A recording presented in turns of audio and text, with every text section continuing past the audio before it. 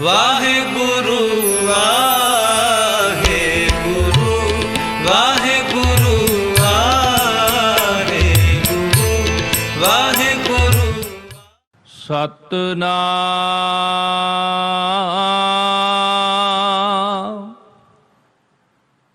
ਸ੍ਰੀ ਵਾਹਿਗੁਰੂ ਸਾਹਿਬ ਜੀ।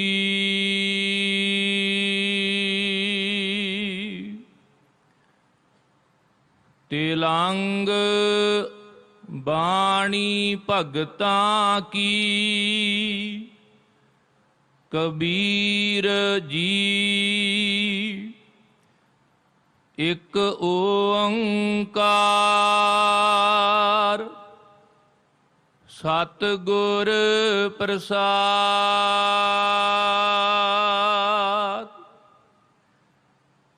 ਵੇਦ ਕਤੇਬ ਇਫਤਰਾ ਭਾਈ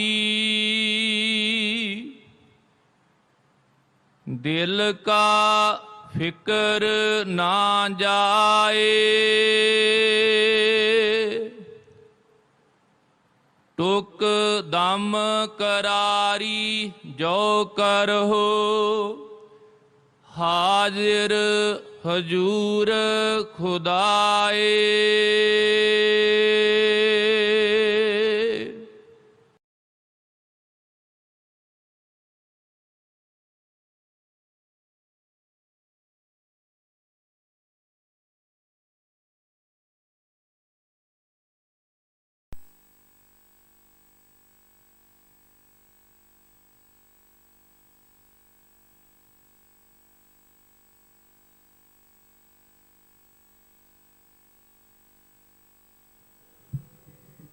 ਸਤਿਨਾਮ ਵਾਹਿਗੁਰੂ ਸਤਿਨਾਮ ਵਾਹਿਗੁਰੂ ਸਤਿਨਾਮ ਵਾਹਿਗੁਰੂ ਸਤਿਨਾਮ ਵਾਹਿਗੁਰੂ ਸਤਿਨਾਮ ਵਾਹਿਗੁਰੂ।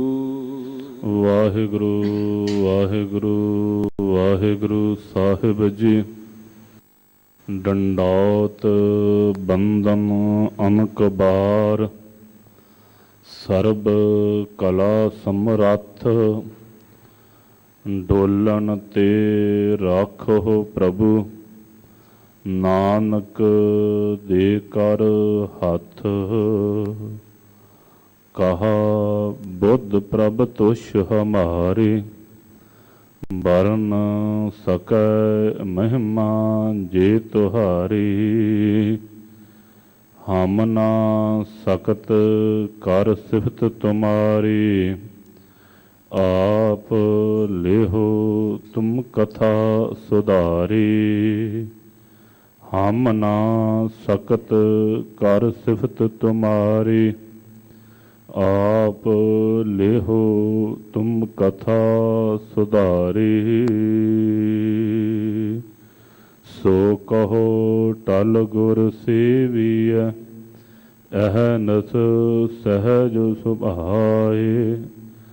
ਦਰਸ਼ਨ ਪਰਸੈ ਗੁਰੂ ਕਾ ਜਨਮ ਮਰਨ ਦੁਖ ਜਾਏ। ਹੋਵੈ ਸਿਫਤ ਖਸਮ ਦੇ ਨੂਰ ਅਰਸੋਂ ਕੁਰਸੋਂ ਝਟੀਐ। ਤੁਧ ਡਿਠੇ ਸੱਚੇ ਪਾਤਸ਼ਾਹ ਮਲ ਜਨਮ ਜਨਮ ਦੀ ਕੱਟੀਐ। ਸਤਨਾਮ ਸ੍ਰੀ ਵਾਹਿਗੁਰੂ ਸਾਹਿਬ ਜੀ। ਤਿਲੰਗ ਬਾਣੀ ਭਗਤਾ ਕੀ ਕਬੀਰ ਜੀ। ਇਕ ਓੰਕਾਰ ਸਤਿਗੁਰ ਪ੍ਰਸਾਦ। ਵੇਦ ਕਤੇਬ ਇਫਤਰਾ ਭਾਈ ਦਿਲ ਕਾ ਫਿਕਰ ਨਾ ਜਾਏ। ਟੁਕ ਦਮ ਕਰਾਰੀ ਜੋ ਕਰਹੁ, ਹਾਜ਼ਿਰ ਹਜੂਰ ਖੁਦਾਏ। ਵੇਦ ਕਤੇਬ ਇਫਤਰਾ ਭਾਈ, ਦਿਲ ਕਾ ਫਿਕਰ ਨਾ ਜਾਏ। ਟੁਕ ਦਮ ਕਰਾਰੀ ਜੋ ਕਰਹੁ, ਹਾਜ਼ਿਰ ਹਜੂਰ ਖੁਦਾਏ। ਬੰਦੀ ਖੋਜ ਦਿਲ ਹਰ ਰੋਜ਼, ਨਾ ਫਿਰ ਪਰੇਸ਼ਾਨੀ ਮਾਹੀ।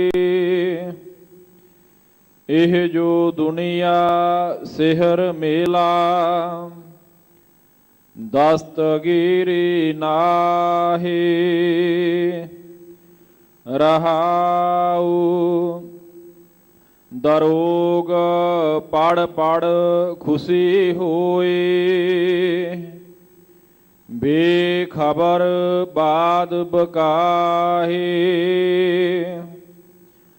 ਹਕ ਸੱਚ ਖਾਲਕ ਖਲਕ ਮਿਆਨੇ,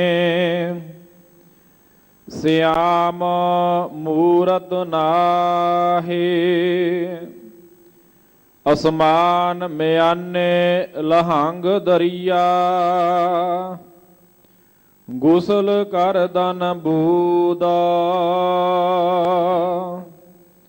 ਕਰ ਫਕਰ ਦਾਇਮ ਤਹਾ ਮੌਜੂਦਾ। ਅੱਲਾਹ ਪਾਕੰ ਪਾਕ ਹੈ, ਸਕ ਕਰੋ ਜੇ ਦੂਸਰ ਹੋਏ। ਕਬੀਰ ਕਰਮ ਕਰੀਮ ਕਾ, ਉਹ ਕਰੈ ਜਾਣੈ ਸੋਏ। ਅੱਲਾਹ ਪਾਕੰ ਪਾਕ ਹੈ, ਸਕ ਕਰੋ ਜੇ ਦੂਸਰ ਹੋਏ। ਕਬੀਰ ਕਰਮ ਕਰੀਮ ਕਾ, ਉਹ ਕਰੈ ਜਾਣੈ ਸੋਏ। ਵਾਹਿਗੁਰੂ ਜੀ ਕਾ ਖਾਲਸਾ, ਵਾਹਿਗੁਰੂ ਜੀ ਕੀ ਫਤਿਹ। ਦੀਨ ਦੁਨੀਆ ਦੇ ਵਾਲੀ ਪਰਮ ਕਿਰਪਾਲੂ ਸਤਿਗੁਰੂ, ਖੰਡਾਂ ਬ੍ਰਹਮੰਡਾਂ ਦੇ ਮਾਲਕ, ਵਾਲਿਗੇ ਕੁਲ ਆਲਮ, ਜ਼ਾਹਰਾ ਜ਼ਹੂਰ ਹਾਜ਼ਰਾ ਹਜੂਰ। ਪਤਿਤ ਪਾਵਨ ਭਗਤ ਵਸ਼ਲ, ਕਿਰਪਾ ਦੇ ਖਜ਼ਾਨੇ, ਧੰਨ ਸਤਿਗੁਰੂ ਸਾਹਿਬ ਸ੍ਰੀ ਗੁਰੂ ਗ੍ਰੰਥ ਸਾਹਿਬ ਮਹਾਰਾਜ। ਤਿੰਨਾਂ ਦੇ ਪਾਵਨ ਪਵਿੱਤਰ ਨਿੱਘੀ ਗੋਦ ਅੰਦਰ ਸੁਭਾਏ ਮਾਨ, ਗੁਰੂ ਕੀ ਸਾਜੀ ਨਵਾਜੇ। ਗੁਰੂ ਰੂਪ ਖਾਲਸਾ ਸਾਧ ਸੰਗਤ ਜੀ, ਵੱਡਿਆਂ ਭਾਗਾਂ ਵਾਲੇ ਹਾਂ ਜਿਨ੍ਹਾਂ ਨੂੰ ਗੁਰਦੇਵ ਸਤਿਗੁਰੂ ਸਾਹਿਬ ਜੀ ਦੇ ਪਾਵਨ ਦਰਬਾਰ, ਗੁਰਦੁਆਰਾ ਦੀਵਾਨ ਮੰਜੀ ਸਾਹਿਬ ਜੀ ਦੇ ਪਾਵਨ ਪਵਿੱਤਰ ਅਸਥਾਨ 'ਤੇ ਸੁਭਾਏ ਮਾਨ ਹੋ ਕਰਕੇ, ਜੋ ਸਤਿਗੁਰੂ ਸਾਹਿਬ ਸ੍ਰੀ ਗੁਰੂ ਰਾਮਦਾਸ ਸੱਚੇ ਪਾਤਸ਼ਾਹ ਮਹਾਰਾਜ ਸੋਢੀ ਸੁਲਤਾਨ ਸਤਿਗੁਰੂ ਸਾਹਿਬ ਜੀ ਦੇ ਪਾਵਨ ਦਰਬਾਰ ਤੋਂ ਬਖਸ਼ਿਸ਼ ਹੋਈ ਹੈ ਹੁਕਮਨਾਮਾ ਸਾਹਿਬ ਜੀ ਦੀ, ਤਿਸ ਨੂੰ ਪਾਵਨ ਸਰਵਣ ਕਰਨ ਦਾ ਸੁਭਾਗਾ ਸਮਾਂ ਪ੍ਰਾਪਤ ਹੋਇਆ ਹੈ। ਸੋ ਪਿਆਰੇ ਖਾਲਸਾ ਜੀ, ਪਹਿਲਾਂ ਆਪ ਜੀ ਨੇ ਸਤਿਗੁਰੂ ਸਾਹਿਬ ਜੀ ਦੇ ਬਖਸ਼ਿਸ਼ ਕੀਤੇ ਹੋਏ ਰਾਗੀ ਸਿੰਘਾਂ ਪਾਸੋਂ ਪਾਵਨ ਗੁਰਬਾਣੀ ਸ੍ਰੀ ਆਸਾ ਜੀ ਦੀ ਵਾਰ ਦੇ ਕੀਰਤਨ ਸਰਵਣ ਕਰਕੇ ਜਨਮ ਦਾ ਲਾਹਾ ਪ੍ਰਾਪਤ ਕੀਤਾ ਹੈ। ਅੱਜ ਦਾ ਜੋ ਪਾਵਨ ਪਵਿੱਤਰ ਦਿਹਾੜਾ ਹੈ, ਇਸ ਕਰਕੇ ਵੀ ਭਾਗਾਂ ਵਾਲਾ ਹੈ ਕਿ ਅੱਜ ਦੇ ਦਿਹਾੜੇ ਸਿੱਖ ਕੌਮ ਦੇ ਮਹਾਨ ਜਰਨੈਲ ਸਰਦਾਰ ਜੱਸਾ ਸਿੰਘ ਆਹਲੂਵਾਲੀਏ ਤਿੰਨਾਂ ਦਾ ਪਾਵਨ ਜਨਮ ਅੱਜ ਦੇ ਦਿਨ ਸਰਦਾਰ ਬਦਰ ਸਿੰਘ ਜੀ ਦੇ ਗ੍ਰਹਿ ਵਿਖੇ ਮਾਤਾ ਜੀਵਨ ਕੌਰ ਦੀ ਕੁੱਖੋਂ ਨਗਰ ਆਹਲੂ ਜੋ ਜ਼ਿਲ੍ਹਾ ਲਾਹੌਰ ਵਿੱਚ ਹੈ ਉੱਥੇ ਹੋਇਆ ਹੈ। ਇਹਨਾਂ ਦੇ ਪਾਵਨ ਜਨਮ ਦੀ ਕਥਾ ਇਸ ਤਰੀਕੇ ਦੇ ਨਾਲ ਹੈ। ਸਰਦਾਰ ਭਾਗ ਸਿੰਘ ਜੀ ਦੇ ਘਰ ਸਰਦਾਰ ਬਦਰ ਸਿੰਘ ਜੀ ਦਾ ਰਿਸ਼ਤਾ ਹੋਇਆ, ਵਿਆਹ ਨਾਤਾ ਹੋਇਆ ਹੈ। ਬੜਾ ਲੰਮਾ ਸਮਾਂ ਵਿਆਹ ਤੋਂ ਬਾਅਦ ਸਰਦਾਰ ਬਦਰ ਸਿੰਘ ਜੀ ਦੇ ਗ੍ਰਹਿ ਵਿਖੇ ਕੋਈ ਔਲਾਦ ਨਹੀਂ ਹੋਈ। ਫਿਰ ਜਿਵੇਂ ਹਰੇਕ ਸਿੱਖ ਜਿਹੜਾ ਸਤਿਗੁਰੂ ਸਾਹਿਬ ਜੀ ਤੇ ਭੈ ਭਾਵਨੀ ਰੱਖਦਾ ਹੈ, ਉਹਦੇ ਵਾਸਤੇ ਖਾਲਸਾ ਜੀ ਸਤਿਗੁਰੂ ਸਾਹਿਬ ਜੀ ਦੇ ਪਾਵਨ ਦਰ ਤੋਂ ਬਿਨਾਂ ਦੂਸਰਾ ਦਰ ਕੋਈ ਦਿਸਦਾ ਨਹੀਂ ਉਸ ਨੂੰ। ਸਰਦਾਰ ਬਦਰ ਸਿੰਘ ਜੀ ਵੀ ਆਪਣੀ ਧਰਮ ਪਤਨੀ ਸਮੇਤ ਕਲਗੀਧਰ ਪ੍ਰੀਤਮ ਸਤਿਗੁਰੂ ਸਾਹਿਬ ਜੀ ਦੇ ਪਾਸ ਜਾ ਕਰਕੇ ਬੇਨਤੀ ਕੀਤੀ, ਗੁਰਦੇਵ ਆਪ ਬਖਸ਼ਿਸ਼ ਕਰੋ, ਰਹਿਮਤ ਕਰੋ, ਸਾਡੇ ਗ੍ਰਹਿ ਵਿਖੇ ਆਪ ਜੀ ਕਿਰਪਾ ਕਰਕੇ ਸਾਡੀ ਪੀੜ੍ਹੀ ਨੂੰ ਅੱਗੇ ਚਲਾਉਣਾ ਕਰੋ, ਅੰਸ਼ ਦੀ ਦਾਤ ਆਪ ਬਖਸ਼ਿਸ਼ ਕਰੋ ਜੀ। ਧੰਨ ਕਲਗੀਧਰ ਪ੍ਰੀਤਮ ਸਤਿਗੁਰੂ ਸਾਹਿਬ ਜੀ ਨੇ ਬਚਨ ਕੀਤੇ ਕਿ ਤੁਹਾਡੇ ਗ੍ਰਹਿ ਵਿਖੇ ਸੁਪੁੱਤਰ ਹੋਣਗੇ ਬੜੇ ਬਲ ਵਾਲੇ, ਬੜੀ ਸੋਭਾ, ਬੜੇ ਮਾਣ ਸਤਿਕਾਰ ਦੇ ਨਾਲ ਸੰਸਾਰ ਵਿੱਚ ਰਹਿਣਗੇ, ਬੜਾ ਜਸ ਸੋਭਾ ਵਡਿਆਈ ਹੋਵੇਗੀ ਉਹਨਾਂ ਦੀ। ਇਹ ਬਚਨ ਸਤਿਗੁਰੂ ਸਾਹਿਬ ਜੀ ਪਾਸੋਂ ਲੈ ਕਰਕੇ ਸਰਦਾਰ ਬਦਰ ਸਿੰਘ ਜੀ ਵਾਪਸ ਆਪਣੇ ਨਗਰ ਆਲੂ ਵਿਖੇ ਆਣ ਕਰਕੇ ਰਹਿਣਾ ਆਰੰਭ ਕੀਤਾ ਹੈ।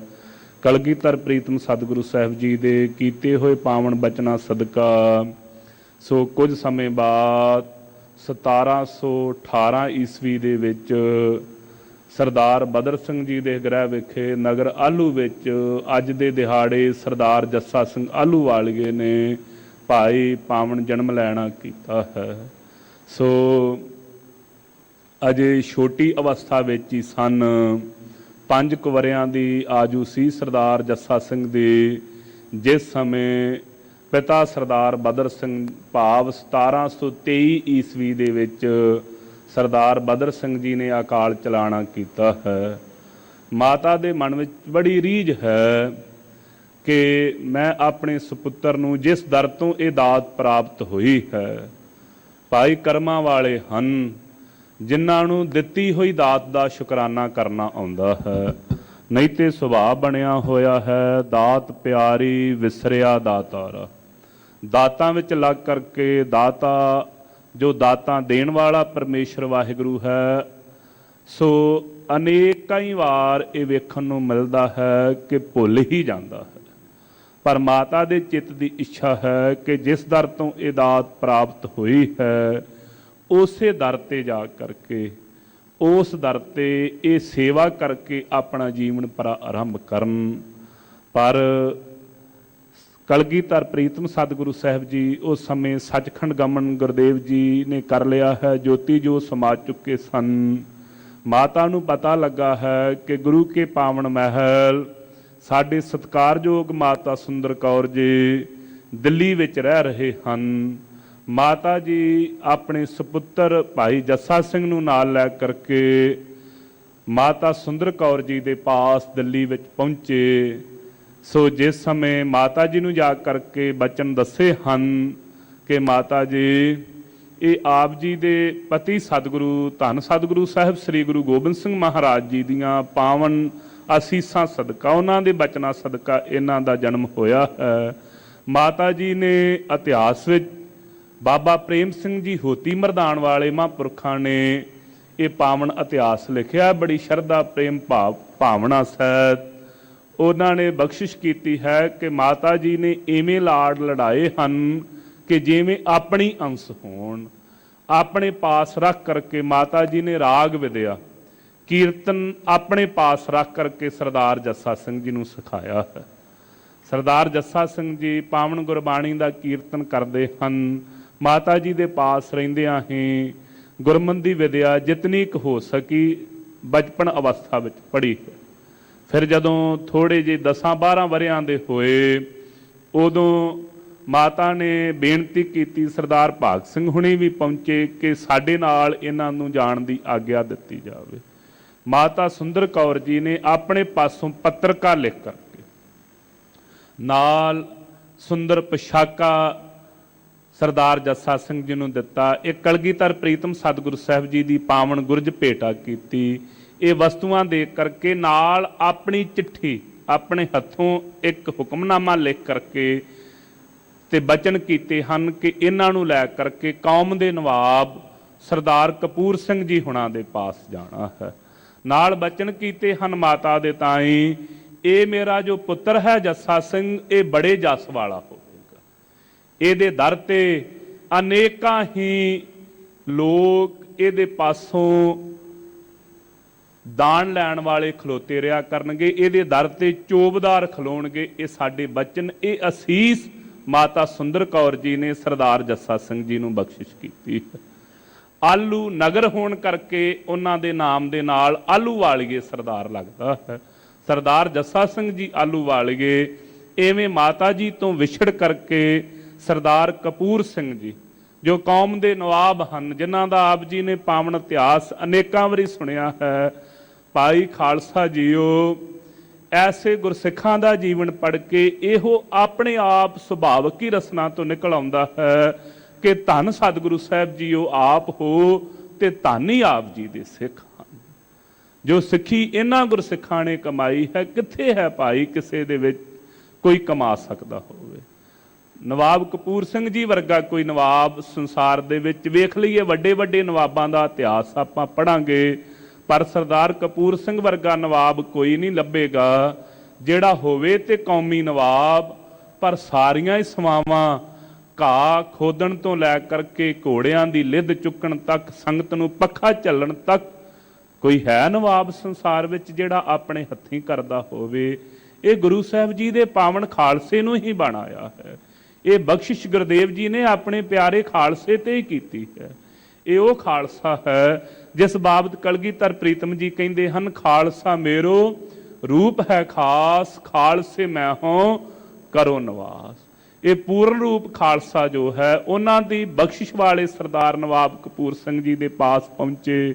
ਮਾਤਾ ਜੀ ਦੀ ਪੱਤਰਕਾ ਲਈ ਜਿਸ ਵਿੱਚ ਲਿਖਿਆ ਹੋਇਆ ਸੀ, ਆਪ ਇਹਨਾਂ ਨੂੰ ਅੰਮ੍ਰਿਤ ਪਾਨ ਕਰਵਾਉਣਾ ਹੈ, ਜਿਤਨੀ ਹੋ ਸਕੇ ਗੁਰਮਤਿ ਦੀ ਵਿਦਿਆ ਦ੍ਰਿੜ ਕਰਵਾਉਣੀ ਹੈ, ਇਹਨਾਂ ਨੂੰ ਸ਼ਸਤਰ ਵਿਦਿਆ ਦੇ ਵਿੱਚ ਨਿਪੁੰਨ ਬਣਾਉਣਾ ਹੈ।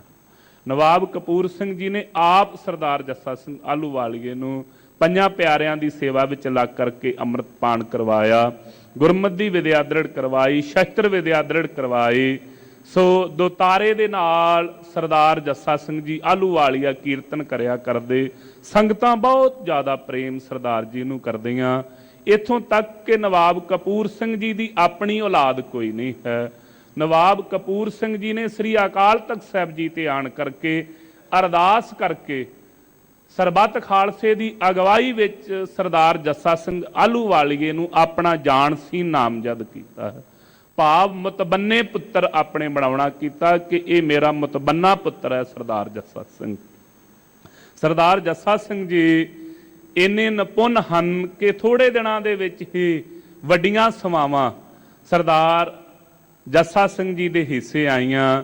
ਜਿਵੇਂ ਖਾਲਸਾ ਪੰਥ ਨੂੰ ਰਸਤ ਪਾਣੀ ਦੇਣਾ, ਇਹ ਸਾਰੀਆਂ ਭਾਵ ਜੋ ਕਠਾਰ ਦੀ ਜ਼ਿੰਮੇਵਾਰੀ ਹੁੰਦੀ ਹੈ, ਉਹ ਸਾਰੀ ਦੀ ਸਾਰੀ ਨਵਾਬ ਕਪੂਰ ਸਿੰਘ ਜੀ ਨੇ ਸਰਦਾਰ ਜੱਸਾ ਸਿੰਘ ਜੀ ਨੂੰ ਦੇ ਦਿੱਤੀ।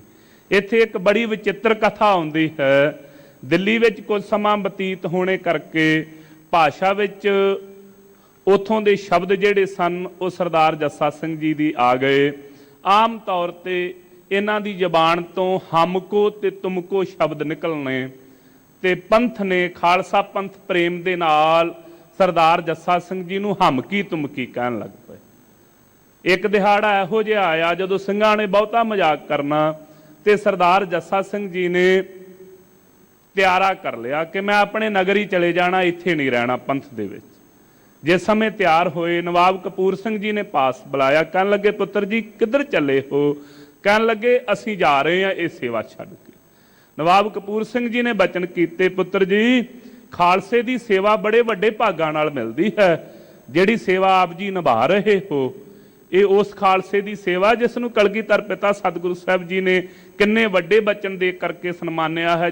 ਇੱਥੋਂ ਤੱਕ ਕਹਿ ਦਿੱਤਾ, ਦਾਨ ਦਿਓ ਇਨਹੀ ਕੋ ਭਲੋ ਔਰ ਕੋ ਦਾਨ ਨਾ ਲਾਗਤ ਨੀ। ਇਹ ਉਹ ਖਾਲਸਾ ਪੰਥ ਹੈ, ਤੁਸੀਂ ਇਸ ਦੇ ਸੇਵਾਦਾਰ ਹੋ। ਏਡੀ ਵੱਡੀ ਬਖਸ਼ਿਸ਼ ਕਿਵੇਂ ਮਿਲੇਗੀ ਪਰਿਵਾਰ 'ਚ ਜਾ ਕੇ?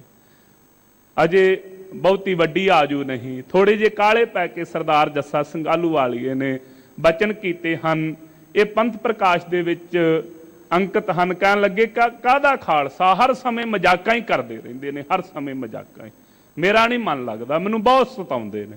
ਉਸ ਸਮੇਂ ਸਰਦਾਰ ਜੱਸਾ ਸਿੰਘ ਆਹਲੂਵਾਲੀਏ ਨੂੰ ਸਰਦਾਰ ਨਵਾਬ ਕਪੂਰ ਸਿੰਘ ਜੀ ਨੇ ਆਪਣੀ ਗਲਵੱਕੜੀ 'ਚ ਲੈ ਕੇ ਕਿਹਾ, ਕਹਿਣ ਲੱਗੇ ਪੁੱਤਰ ਜੀ ਤੁਸੀਂ ਕੀਰਤਨੀਏ ਹੋ ਇਸ ਦਰ ਦੇ, ਤੁਹਾਡੇ ਤੇ ਮਾਤਾ ਜੀ ਨੇ ਬੇਅੰਤ ਬਖਸ਼ਾਂ ਕੀਤੀਆਂ ਹਨ, ਮੈਂ ਤੇ ਇਹਨਾਂ ਦੇ ਦਰ ਦਾ ਘਾਈ ਸਾਂ, ਮੈਂ ਤੇ ਇਹਨਾਂ ਦੇ ਘੋੜਿਆਂ ਦੀ ਲਿੱਦ ਚੁੱਕਣ ਵਾਲਾ ਸਾਂ, ਜੇ ਇਹ ਮੈਨੂੰ ਨਵਾਬੀ ਬਖਸ਼ ਸਕਦੇ ਹਨ, ਖਾਲਸਾ ਗੁਰੂ ਰੂਪ ਹੈ, ਇਹ ਖਾਲਸਾ ਬਖਸ਼ਿਸ਼ ਕਰਨ ਤੇ ਆਵੇ, ਆਪਣੇ ਦਰ ਦੇ ਘਾਈਆਂ ਨੂੰ ਨਵਾਬ ਬਣਾ ਦਿੰਦਾ, ਤੁਸੀਂ ਤੇ ਕੀਰਤਨੀਏ ਹੋ, ਤੁਹਾਡੇ ਤੇ ਕਿੰਨੀਆਂ ਵੱਡੀਆਂ ਬਖਸ਼ੀਆਂ ਹੋਣਗੀਆਂ ਤੁਸੀਂ ਸੋਚ ਨਹੀਂ ਸਕਦੇ। ਖਾਲਸੇ ਦੀ ਸੇਵਾ ਵਿੱਚ ਚਿੱਤ ਲਾ ਕੇ ਰੱਖੋ। ਭਾਈ ਧੰਨ ਹਨ ਉਹ ਗੁਰਸਿੱਖ ਜਿਨ੍ਹਾਂ ਨੂੰ ਇਹ ਸਮਝਾਉਣ ਦਾ ਵੀ ਤਰੀਕਾ ਹੈ, ਉਹਨਾਂ ਦੀ ਰਸਨਾ ਹੀ ਮਹਾਤਮਾ, ਉਹ ਕੱਲੇ ਭਾਈ ਜਿਹਦੇ ਅੰਦਰ ਖਾਲਸਾਪੁਣਾ ਕਾਇਮ ਹੈ, ਉਹਦੀ ਰਸਨਾ ਤੋਂ ਨਿਕਲਿਆ ਹੋਇਆ ਹਰ ਇੱਕ ਬਚਨ ਪ੍ਰਤੱਖ ਸਚਾਈ ਹੈ। ਪਰ ਕਾਰਨ ਕੀ ਹੈ ਕਿ ਉਹ ਪੰਥ ਤੇ ਗ੍ਰੰਥ ਨੂੰ ਸਮਰਪਿਤ ਹਨ। ਸਾਡੀ ਬਦਕਿਸਮਤੀ ਇਹ ਹੈ, ਅਸੀਂ ਪੰਥਕ ਤੇ ਖਵਾਉਣਾ ਚਾਹੁੰਦੇ ਹਾਂ, ਪਰ ਪੰਥ ਪ੍ਰਸਤੀ ਦੂਰ ਦੂਰ ਤਿਕਰਾ ਮੇਰੇ ਵਰਗਿਆਂ ਦੇ ਨੇੜੇ ਤੇੜੇ ਨਹੀਂ ਹੈ। ਪੰਥ ਪ੍ਰਸਤੀ ਕੀ ਹੈ ਇਹ ਪਤਾ ਹੀ ਨਹੀਂ ਕਿ ਪੰਥ ਪ੍ਰਸਤੀ ਕੀ ਹੁੰਦੀ ਹੈ। ਹੁਣ ਤੇ ਸੁਭਾਅ ਇਹੋ ਜਿਹੇ ਬਣ ਗਏ ਨੇ ਮੇਰੇ ਵਰਗਿਆਂ ਦੇ ਕਿ ਕਿਸੇ ਇੱਕ ਸਿੰਘ ਦੀ ਕੋਈ ਝਗੜਾ ਹੋ ਗਿਆ ਤੇ ਤਤ ਸਮੇਂ ਉਹਦੇ ਵਿੱਚ ਜਾ ਕੇ ਖਲੋ ਕੇ ਉਹਨੂੰ ਮਕਾਉਣ ਦਾ ਯਤਨ ਨਹੀਂ ਕਰਨਾ, ਸਗੋਂ ਵਧਾਉਣ ਦਾ ਯਤਨ ਕਰਨਾ ਹੈ। ਭਰਾਵਾ ਇਹ ਹੈ ਹੀ ਇਸ ਤਰੀਕੇ ਨਹੀਂ ਭਾਈ। ਖਾਲਸਾ ਜੀ, ਖਾਲਸੇ ਦਾ ਇਹ ਸਿਧਾਂਤ ਨਹੀਂ। ਸੰਤ ਬਾਬਾ ਗੁਰਬਚਨ ਸਿੰਘ ਖਾਲਸਾ ਪਿੰਡਰਾਂ ਵਾਲੇ ਮਹਾਂਪੁਰਖਾਂ ਦੇ ਬਚਨ ਹਨ ਕਿ ਸਿੰਘ ਤੇ ਸਿੰਘ ਜੇ ਭਲਾ ਨਾਰਾਜ਼ ਹੋ ਵੀ ਜਾਵੇ, ਚੌਵਾਂ ਪਹਿਰਾਂ ਤੋਂ ਵੱਧ ਸਿੰਘ ਦੀ ਸਿੰਘ ਨਾਲ ਨਾਰਾਜ਼ਗੀ ਨਹੀਂ ਹੋਣੀ ਚਾਹੀਦੀ, ਚੌਵਾਂ ਪਹਿਰਾਂ ਤੋਂ ਜ਼ਿਆਦਾ। ਇਹ ਪੰਥ ਦੀ ਮਰਿਆਦਾ ਹੈ, ਇਹ ਪੰਥ ਦਾ ਸਿਧਾਂਤ ਹੈ, ਇਹ ਪੰਥ ਦੀ ਨਿਯਮਾਵਲੀ ਹੈ। ਇਸ ਨਿਯਮਾਵਲੀ ਦੇ ਵਿੱਚ ਹੀ ਆਪਣਾ ਜੀਵਨ ਜਿਹੜਾ ਜੀਵੇ ਉਹਨੂੰ ਪੰਥਕ ਕਿਹਾ ਜਾ ਸਕਦਾ। ਧੰਨ ਗੁਰੂ ਕੇ ਲਾਲ ਸਰਦਾਰ ਜੱਸਾ ਸਿੰਘ ਜੀ ਨੇ ਸਰਦਾਰ ਨਵਾਬ ਕਪੂਰ ਸਿੰਘ ਜੀ ਦੇ ਬਚਨਾਂ ਨੂੰ ਮੰਨਿਆ, ਪੰਥ ਦੀ ਸੇਵਾ ਵਿੱਚ ਹਾਜ਼ਰ ਰਹੇ। ਅਨੇਕਾਂ ਹੀ ਕਾਰਜ ਸਰਦਾਰ ਜੱਸਾ ਸਿੰਘ ਆਹਲੂਵਾਲੀਏ ਨੇ ਆਪਣੇ ਸਮੇਂ ਕਾਲ ਦੌਰਾਨ ਕੀਤੇ।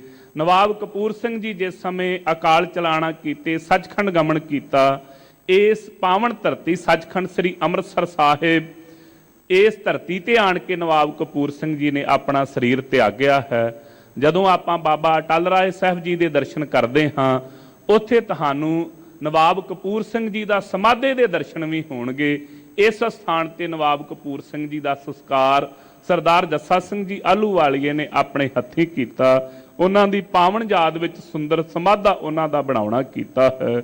ਫਿਰ ਇਸੇ ਤਰੀਕੇ ਦੇ ਨਾਲ ਭਾਈ ਵੱਡਾ ਘੱਲੂਘਾਰਾ, ਛੋਟਾ ਘੱਲੂਘਾਰਾ, ਵੱਡੀਆਂ ਜੰਗਾਂ ਸਰਦਾਰ ਜੱਸਾ ਸਿੰਘ ਆਹਲੂਵਾਲੀਏ ਨੇ ਆਪਣੇ ਸਰੀਰ ਤੇ ਹੰਡਾਈਆਂ ਹਨ। ਇਤਿਹਾਸ ਪੜ੍ਹੀਏ ਤੇ ਪੜ੍ਹਨ ਤੇ ਸੁਣਨ ਵਿੱਚ ਆਉਂਦਾ ਹੈ ਕਿ 32 ਵੱਡੇ ਫੱਟਾਂ ਦੇ ਨਿਸ਼ਾਨ ਸਰਦਾਰ ਜੱਸਾ ਸਿੰਘ ਆਹਲੂਵਾਲੀਏ ਦੇ ਸਰੀਰ ਤੇ ਸਨ। ਬੜੇ ਸੁੰਦਰ, ਜਵਾਨ, ਸ਼ੈਲ ਛਬੀਲੇ ਖਾਲਸਾ ਪੰਥ ਦੇ ਮੋਹਰੀ ਆਗੂ ਸਨ ਸਰਦਾਰ ਜੱਸਾ ਸਿੰਘ ਆਹਲੂਵਾਲੀਆ। ਜਿਸ ਸਮੇਂ ਸ੍ਰੀ ਅੰਮ੍ਰਿਤਸਰ ਸਾਹਿਬ ਜੀ ਦੀ ਸੇਵਾ ਦਾ ਸਮਾਂ ਆਇਆ, ਜਦੋਂ ਮੁਗਲਾਂ ਪਾਸੋਂ ਸ੍ਰੀ ਅੰਮ੍ਰਿਤਸਰ ਸਾਹਿਬ ਜੀ ਨੂੰ ਆਜ਼ਾਦ ਕਰਵਾ ਲਿਆ, ਉਸ ਸਮੇਂ ਸਰਦਾਰ ਜੱਸਾ ਸਿੰਘ ਆਹਲੂਵਾਲੀਆ ਕੌਮ ਦਾ ਜਰਨੈਲ ਕਿਹੋ ਜਿਹਾ ਹੋਵੇ, ਆਪ ਅੱਗੇ ਆਣ ਕਰਕੇ ਸੋ ਬਚਨ ਕੀਤਾ, ਖਾਲਸਾ ਜੀ ਸ੍ਰੀ ਅੰਮ੍ਰਿਤਸਰ ਸਾਹਿਬ ਜੀ ਦੀ ਸੇਵਾ ਕਰਵਾਈ ਜਾਵੇਗੀ। ਇੱਕ ਬੇਨਤੀ ਹੈ, ਉਹੋ ਹੀ ਸਿੰਘ ਸੇਵਾ 'ਚ ਹਿੱਸਾ ਪਾਉਣ ਜਿਹੜੇ ਅੰਮ੍ਰਿਤਧਾਰੀ ਸਿੰਘ ਹੋਣ। ਆਪ ਪਰਨਾ ਵਿਛਾ ਕਰਕੇ ਜਿੰਨੀ ਮਾਇਆ ਸਰਦਾਰ ਜੱਸਾ ਸਿੰਘ ਆਹਲੂਵਾਲੀਆ ਨੇ ਦਿੱਤੀ, ਉਨੀ ਬਾਕੀ ਸਾਰੀਆਂ ਮਿਸਰਾਣੇ ਰਲ ਕਰਕੇ ਦਿੱਤੀ। ਜਿਤਨੀ ਮਾਇਆ ਪਾਸ ਸੀ ਸਾਰੀ ਦੀ ਸਾਰੀ ਉਸ ਸਮੇਂ ਦੇ ਕੇ ਕਿਹਾ, ਸੱਚਖੰਡ ਸ੍ਰੀ ਹਰਿਮੰਦਰ ਸਾਹਿਬ, ਸ੍ਰੀ ਅੰਮ੍ਰਿਤਸਰ ਸਾਹਿਬ ਜੀ ਦੀ ਸੇਵਾ ਵਿੱਚ ਵੱਧ ਤੋਂ ਵੱਧ ਹਿੱਸਾ ਪਾਏ। ਇੱਥੇ ਰਹਿ ਕਰਕੇ ਸੇਵਾਵਾਂ ਕਰਾਈਆਂ। ਫਿਰ ਇਸੇ ਤਰੀਕੇ ਦੇ ਨਾਲ ਜਿਸ ਸਮੇਂ ਲਾਹੌਰ ਫਤਿਹ ਕੀਤਾ, ਉਸ ਸਮੇਂ ਸਰਦਾਰ ਜੱਸਾ ਸਿੰਘ ਆਹਲੂਵਾਲੀਏ ਨੂੰ ਕੌਮ ਨੇ ਰਾਜ ਤਖਤ ਤੇ ਬਿਠਾਲ ਕਰਕੇ ਤੇ ਨਾਲ ਉਪਾਧੀ ਬਖਸ਼ਿਸ਼ ਕੀਤੀ, ਸੁਲਤਾਨ ਉਲ ਕੌਮ ਸਰਦਾਰ ਜੱਸਾ ਸਿੰਘ ਜੀ ਆਹਲੂਵਾਲੀਆ। ਇੱਥੋਂ ਉਹਨਾਂ ਦਾ ਜੀਵਨ ਆਰੰਭ ਹੋਇਆ, ਜਿਹਨੂੰ ਆਪਾਂ ਸੁਲਤਾਨ ਉਲ ਕੌਮ, ਵੇਖੋ ਕਿਹੋ ਜਿਹਾ ਪੰਥ ਹੈ। ਭਾਈ ਜਿਹੜਾ ਇੱਕ ਨੂੰ ਮਿਲਿਆ ਉਹਦਾ ਉਹ ਦੂਸਰੇ ਨੂੰ ਨਹੀਂ ਮਿਲਦਾ। ਇੱਕ ਨਵਾਬ ਹੈ, ਤੁਸੀਂ ਹੋਰਾਂ ਦਾ ਇਤਿਹਾਸ ਪੜ੍ਹੋਗੇ, ਅਨੇਕਾਂ ਨਵਾਬ ਤੁਰੇ ਫਿਰਦੇ ਨੇ। ਇੱਕ ਸੁਲਤਾਨ ਹੈ, ਇੱਕ ਹੀ ਸ਼ੇਰੇ ਪੰਜਾਬ ਹੈ। ਇੱਥੇ ਜੋ ਹੈ ਇੱਕ ਤੋਂ ਪਰੇ ਕੁਝ ਨਹੀਂ। ਜੋ ਵੀ ਬਣ ਗਏ ਗੁਰੂ ਕੇ ਲਾਲ, ਜਿਹੜੀ ਬਖਸ਼ਿਸ਼ ਇੱਕ ਤੇ ਕੀਤੀ ਉਸ ਤੋਂ ਮਹਾਨ ਬਖਸ਼ਿਸ਼ ਦੂਸਰੇ ਤੇ ਹੁੰਦੀ ਹੈ। ਇਹ ਐਸਾ ਪੰਥ ਹੈ ਖਾਲਸਾ ਪੰਥ। ਤੇ ਏਡੀਆਂ ਵੱਡੀਆਂ ਸਵਾਵਾਂ, ਏਡੇ ਵੱਡੇ ਰਾਜ ਭਾਗ ਪ੍ਰਾਪਤ ਕਰਦੇ ਹਾਂ, ਇੱਥੋਂ ਤੱਕ ਕਿ ਦਿੱਲੀ ਦੇ ਲਾਲ ਕਿਲੇ ਤੇ ਵੀ ਜਾ ਕਰਕੇ ਸਰਦਾਰ ਜੱਸਾ ਸਿੰਘ ਆਹਲੂਵਾਲੀਏ ਨੇ ਦਿੱਲੀ ਫਤਿਹ ਕਰਕੇ ਉੱਥੇ ਪਰਚਮ, ਖਾਲਸਾ ਹੀ ਪਰਚਮ ਲਹਿਰਾ ਕਰਕੇ ਦਿੱਲੀ ਤੱਕ ਆਪਣੀ ਤਾਂਕ ਜਮਾਈ। ਤੇ ਸਾਰੀ ਕੌਮ ਨੇ ਕੌਮ ਦੇ ਜਥੇਦਾਰ ਨੂੰ ਬੇਨਤੀ ਕੀਤੀ, ਜਥੇਦਾਰ ਜੀ ਆਪ ਜੀ ਸਾਡੇ ਰਾਜਾ ਬਣ ਕਰਕੇ ਇਸ ਤਖਤ ਦੇ ਉੱਤੇ ਸੁਭਾਏਮਾਨ ਹੋਵੋ। ਤੇ ਉਸ ਸਮੇਂ ਬੇਨਤੀ ਕੀਤੀ, ਖਾਲਸਾ ਜੀਓ ਅਜੇ ਤੱਕ ਖਾਲਸੇ ਰਾਜ ਵਿੱਚ ਰਾਜਾ ਹੋਣ ਦੀ ਪ੍ਰਥਾ ਨਹੀਂ ਆਰੰਭ ਹੋਈ, ਅਸੀਂ ਇਹ ਪ੍ਰਥਾ ਨਹੀਂ ਨਿਭਾਵਾਂਗੇ, ਅਸੀਂ ਤੇ ਤੁਹਾਡੇ ਦਰ ਦੇ ਸੇਵਾਦਾਰੀ ਬਣ ਕੇ ਰਵਾਂਗੇ।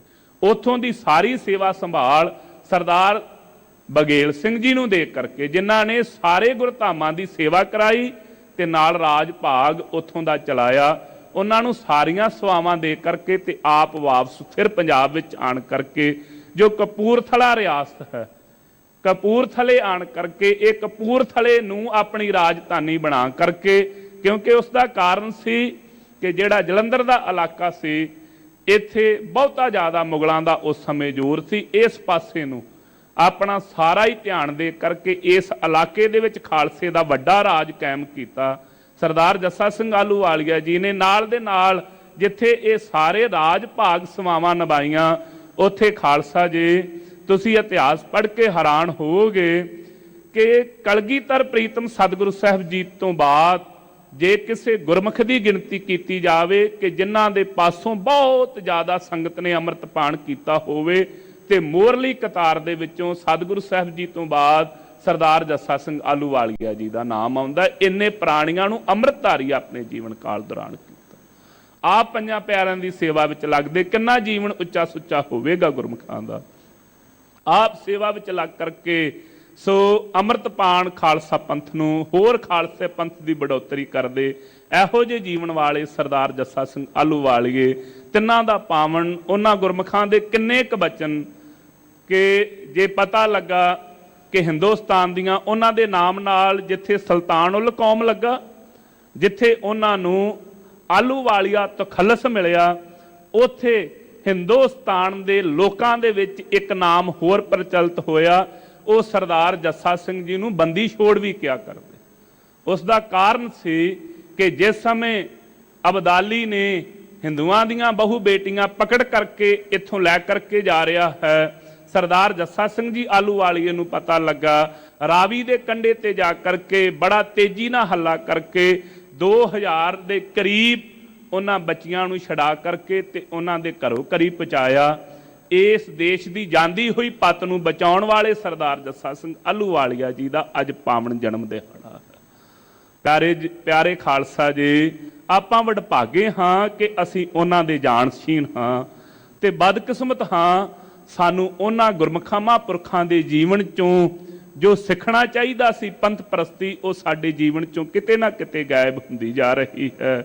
ਗੁਰਦੇਵ ਅੱਗੇ ਬੇਨਤੀ ਕਰੀਏ, ਧੰਨ ਸਤਿਗੁਰੂ ਗੁਰੂ ਗ੍ਰੰਥ ਸਾਹਿਬ ਮਹਾਰਾਜ ਜੀ, ਧੰਨ ਕਲਗੀਧਰ ਪ੍ਰੀਤਮ ਸਤਿਗੁਰੂ ਸਾਹਿਬ ਜੀ, ਆਪ ਜੀ ਦੇ ਬਚਨਾਂ ਸਦਕਾ ਹੀ ਇਹ ਸਭ ਕੁਝ ਹੈ ਨਾ, ਆਪ ਜੀ ਦੀ ਕਿਰਪਾ ਸਦਕਾ ਹੀ ਹੈ। ਸਤਿਗੁਰੂ ਸਾਹਿਬ ਜੀ, ਰਾਮਈਆ ਹਉ ਬਾਰਕ ਤੇਰਾ, ਕਾਹੇ ਨਾ ਖੰਡਸ ਅਵਗਣ ਮੇਰਾ। ਗੁਰਦੇਵ ਅਸੀਂ ਆਪ ਜੀ ਦੇ ਧੀਆਂ ਪੁੱਤਰ ਹਾਂ। ਜਿਹੜੀ ਪੰਥ ਪ੍ਰਸਤੀ, ਜਿਹੜੀ ਕਿਰਪਾ ਸਰਦਾਰ ਜੱਸਾ ਸਿੰਘ ਜੀ ਤੇ ਆਪ ਜੀ ਨੇ ਆਪ ਦਿਆਲਤਾ ਦੇ ਘਰ ਵਿੱਚ ਆਣ ਕਰਕੇ ਕੀਤੀ ਹੈ, ਸਾਡੇ ਤੇ ਵੀ ਕਰੋ। ਗੁਰਦੇਵ ਸਾਡੇ ਤੇ ਵੀ ਦਿਆਲਤਾ ਕਰਨਗੇ।